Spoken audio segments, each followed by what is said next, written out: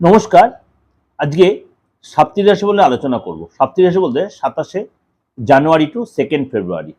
সিংহ রাশি, আপনাকে সপ্তাহের শুরুটা কিন্তু একটু আপনাকে ডিস্টার্ব ফিল করাবে, অর্থাৎ 27 তারিখ, 28 তারিখ, 29 তারিখ।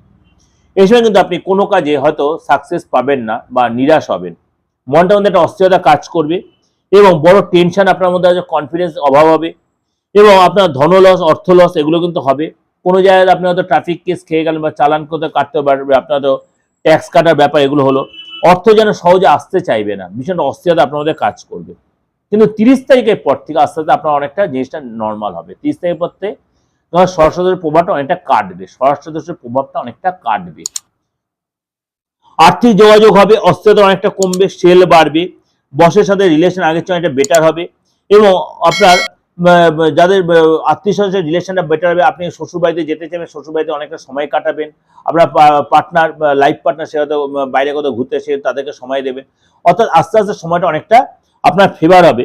কিন্তু পার্টনারের সাথে যে মনোমালিন্য সেটা কিন্তু আপনার থাকবে। পার্টনারকে আপনি হয়তো টোন করবেন, পার্টনারের সাথে কোনো সন্দেহ জায়গাটা তৈরি হবে, এগুলো কিন্তু আপনাকে অনেকটা অ্যাডজাস্ট করে চলতে। এগুলো কিন্তু ভুলও করবে, তারা কিন্তু সম্পর্কের মধ্যে একটা বিচ্ছেদ বা সম্বন্ধে একটা ডিস্টেন্স তৈরি হবে। এটা ভুলেও কিন্তু পার্টনারের সাথে করবেন না, তাহলে কিন্তু আপনার ক্ষেত্রে ফ্যাক্টর হতে পারে।